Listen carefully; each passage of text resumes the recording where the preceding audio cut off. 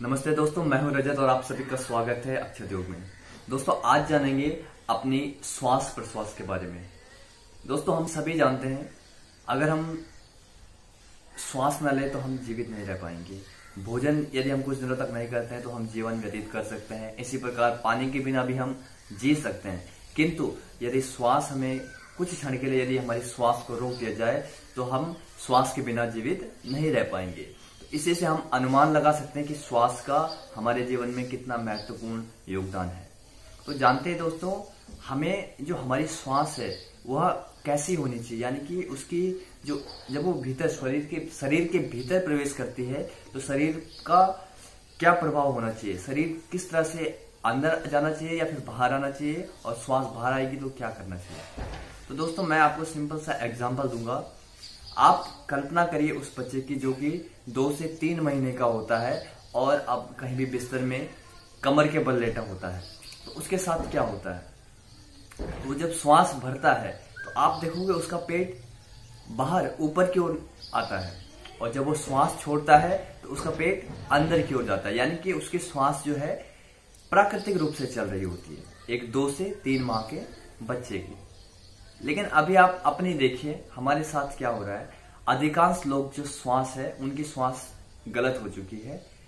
वो उसके कारण कई है, हमारी दैनिक दिनचर्या है, आसपास का वातावरण है, बहुत सी चीजें हैं।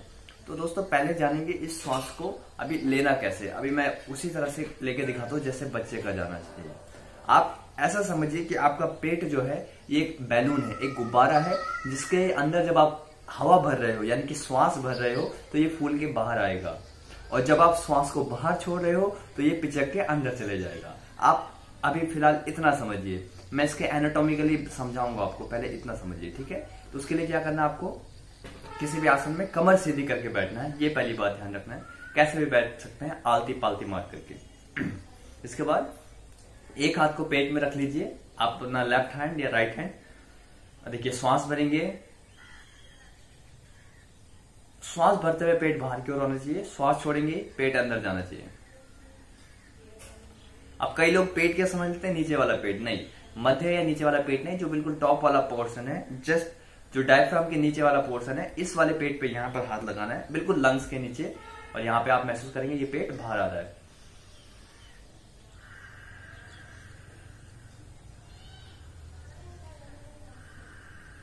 देखिए दोस्तों, जब छोड़ते हुए पेट अंदर जा रहा है। मैंने क्यों कहा कि आपको हाथ यहाँ पे रखना है, कई लोग मोटे होते हैं और उनमें क्या होता है, यहाँ पे एक्सेस फैट होता है, बाहर आ रहा है या अंदर आ रहा है, तो वो लोग यहाँ हाथ रख लेते हैं, और क्योंकि पेट में ज्यादा चर्बी आ जाती है तो उसकी वजह से पता नहीं चलता है कि ये मूवमेंट हो भी रहा है या नहीं।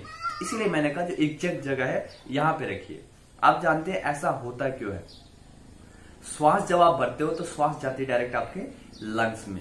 लंग्स पे जब श्वास अपना पूरा स्पेस कवर कर लेती है, जो आप प्राकृतिक श्वास प्रश्वास करेंगे उसमें जब श्वास अंदर लंग्स में जाएगी तो लंग्स के जस्ट बिलो नीचे क्या होता है, डायफ्राम होता है, एक डोम शेप का डायफ्राम होता है यहाँ पर। इस तरह से आप मेरे हाथ देख लीजिए, इस तरह से आप जब श्वास ये लंग्स में श्वास भर जाती है तो क्या होता है, जो लंग्स का दबाव है वो डायफ्राम पे पड़ता है, और डायफ्राम बाहर की ओर ऐसे घूमता है।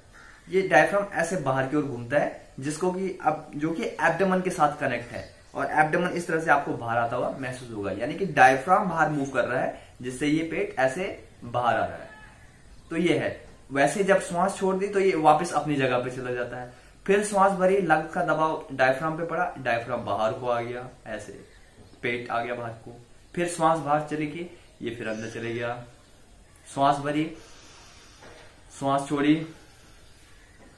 तो ये बड़ा ही अच्छा प्रोसेस है। अगर थोड़ा सा आप इसको समझ लें तो आप अपने जीवन की बहुत सी परेशानियों से यानी कि बीमारियों से आप अपने आप को मुक्त कर पाओगे, अगर आपने सिर्फ इतने को जो है इस श्वास प्रश्वास की क्रिया को सही कर दिया। आप इसको करके देखिएगा। आप जो है, बहुत से लोग कई बार ऐसे कर रहे होंगे, श्वास भरते हुए चेस्ट को यूं ऊपर, चेस्ट आपके ऊपर आ रही होगी, यानी कि ये गलत हो जाता है। जो लंग्स का क्षेत्र है, लंग्स का एरिया है, वो ऊपर की तरफ नहीं है, वो नीचे की और थोड़ा किनारे की तरफ है, यानी कि श्वास का दबाव कहाँ जाना चाहिए, नीचे। और अगर आप ऊपर खींच रहे हो तो आप तो लंग्स को ऊपर खींच रहे हो, श्वास कहाँ भर रही है, नहीं भर रही, श्वास को इधर भरना है पूरा। इस बात का ध्यान रखना है। अब बात करते हैं दोस्तों, मैं श्वास को क्यों कह रहा हूं कि श्वास बहुत जरूरी है। तो योग में दोस्तों श्वास जो है हमारे भौतिक शरीर और मानसिक शरीर दोनों के मध्य की एक, बोल सकते हैं ब्रिज है, दोनों के मध्य एक ब्रिज का काम करता है, एक पुल का काम करता है। आप जब ध्यान भी करते हो तो भी श्वास पर ध्यान देने के लिए कहते हैं, आसन भी करते हो तो श्वास पर ध्यान देने के लिए कहते हैं।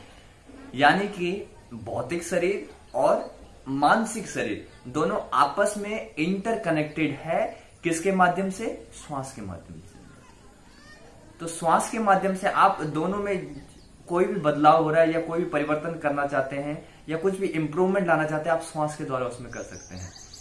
तो होता क्या है दोस्तों, जब आपकी श्वासें तेज हो जाती है तो क्या होता है, अक्सर आप देखोगे आपको गुस्सा आता है तो क्या होता है, श्वास तेज हो जाती है, ब्रीदिंग बहुत तेज हो जाती है, फास्ट हो जाती है ना, कंट्रोल नहीं रहता माइंड पे। तो अगर आप उस समय श्वास को लंबी गहरी श्वास भरे श्वास छोड़े तो आपका माइंड जो क्रोध है वो धीरे धीरे अपने आप ही कम हो जाएगा। तो श्वास क्या है दोस्तों, आप समझे मैं क्या कहना चाह रहा हूं। यानी कि जब श्वास तेज हुई तो उसने इफेक्ट कहां डाला, डायरेक्ट आपके माइंड पे, मानसिक शरीर पे। और मानसिक शरीर ने किस पे प्रभाव डाला, क्योंकि वो इंटरकनेक्टेड आपके भौतिक शरीर से। तो मानसिक शरीर ने कहा कि भौतिक शरीर से कि किसी को मारो, या गुस्सा आया ना, या किसी को डांटो, तो ये हुआ। तो ये किसकी वजह से हुआ, यानी कि सबसे पहले क्या तेज हुई, श्वास तेज हुई। तो आपको किस चीज को ठीक करना है, श्वास को ठीक करना है। तो इसी प्रकार कई रोग हमारे जीवन में हो रहे हैं, उनमें सबसे मुख्य है तनाव, टेंशन। दुनिया में 90% से भी ज्यादा लोग जो हैं आज की डेट में टेंशन से जूझ रहे हैं, और टेंशन में स्ट्रेस है, एंजाइटी है। लोगों के पास पैसा है, बड़े बड़े बिजनेस है, पर स्ट्रेस है। तो उनके लिए एक तकनीक काम आ सकती है, वो है श्वास को ठीक करना। मैंने आपको तकनीक बता दी है कैसे श्वास होनी चाहिए, बिल्कुल एक बच्चे का उदाहरण देके भी बता दिया है, इसको गुब्बारा कहकर भी बता दिया है, और एनाटॉमिकली भी आपको समझा दिया है। तो अगर आप श्वास ठीक कर देते हो तो श्वास अगर आपकी ठीक है तो आपकी टेंशन कम होगी, आपका स्ट्रेस कम होगा, माइंड शांत रहेगा। जो आपका पिट्यूटरी ग्लैंड है उससे पॉजिटिव हार्मोन, जो हार्मोन हेल्दी हार्मोन है, जो बॉडी के लिए अच्छे हैं, उस तरह के हार्मोन का सेक्रेशन होगा। तो दोस्तों मुझे उम्मीद है आपको ये वीडियो समझ में आई होगी। मिलेंगे अगली वीडियो में, तब तक के लिए नमस्ते, घर में रहिए, स्वस्थ रहिए, नमस्ते।